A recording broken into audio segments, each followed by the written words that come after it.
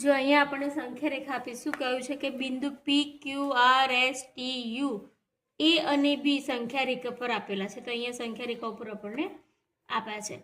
हवे अहींया कीधुं छे के टी आर बराबर आर एस बराबर एस यू। बिंदु एवी रीते छे के आ टी आर आर एस अने एस यू समान थाय छे, एवी ज रीते एपी पीक्यू अने क्यूबी पण समान थाय छे। અહીં આપણને પી ક્યુ આર એસ વડે દર્શાવતી સમય સંખ્યા શોધવાની છે। અહીંયા આપણે જોઈએ કે ભાઈ આપણને કહ્યું છે કે ભાઈ બે અહીંયા 1 2 3 0 0 ઓછા 1 ઓછા 2 ઓછા 3 આપેલા છે। તો પી અને ક્યુ છે એ આપણે બેની ને 3 ની વચ્ચે સરખા ભાગ કેટલા પડે છે 1 2 અને 3 ભાગ પડે છે।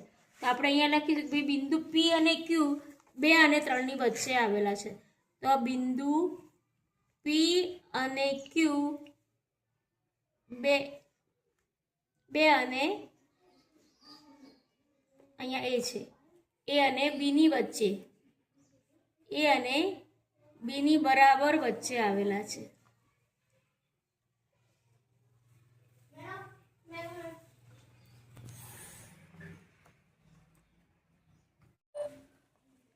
ए अने बी नी बराबर वच्चे पी अने क्यू आवेला छे। सरखा भाग पाडे तो सरखो भाग पाडे माटे अहींया 1/3 कहीए ने अहींने 2/3 भाग करीए। तो तेथी बिंदु पी पहेलुं छे तो बिंदु पी अहींया 1/3 भाग थयो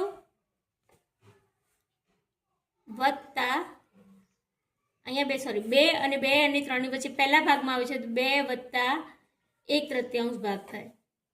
હવે આપણે નીચે કઈ નથી તો 2 ની નીચે 1 મૂકીએ। 1 અને 3 છે છેદ સરખા નથી તો આપણે છેદ સરખા માટે 1 અને 3 નો લસા લઈએ તો 3 આવે માટે અહીંયા 2 1 છે તો 3 કરવા માટે 3 વડે ગુણવા પડે ત્યારે છેદ 3 થઈ ગયો। જેટલા વડે છેદને ગુણો એટલા જ વડે અંશને ગુણવાનું છે વત્તા અહીંયા તો 1/3 માં છેદ 3 છે એટલે કંઈ કરવાનું નથી।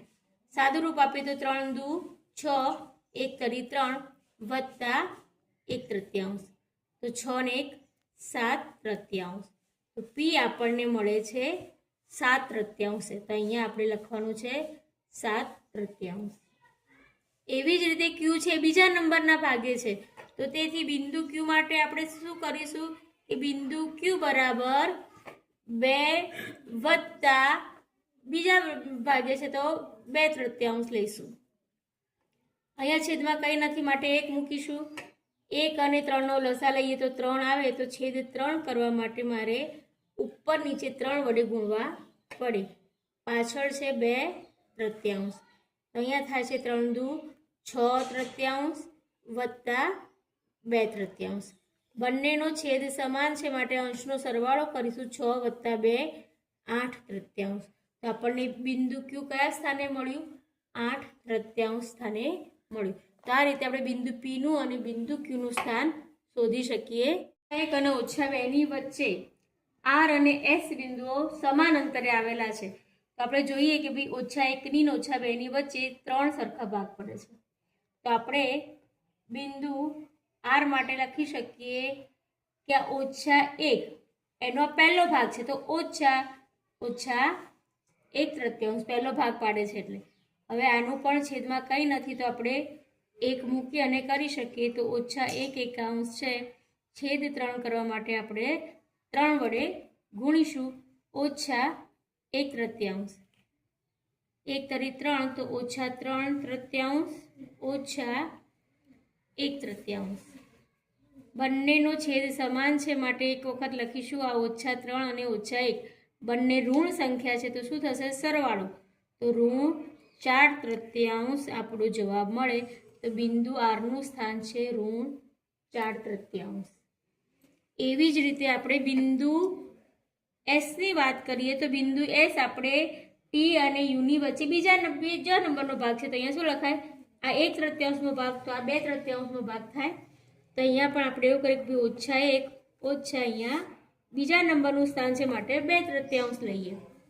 છેદમાં કશું જ નથી માટે 1 મૂકી દઈએ લસા લઈએ તો 3 થાય તો છેદ 3 કરવા માટે આપણે 3 વડે ગુણીશું -2/3 1 તરી 3 તો -3 તૃતીયાંશ ઓછા 2 તૃતીયાંશ. બંનેનો છેદ સમાન થઈ ગયો તો છેદમાં એક જ વખત 3 લખવાના.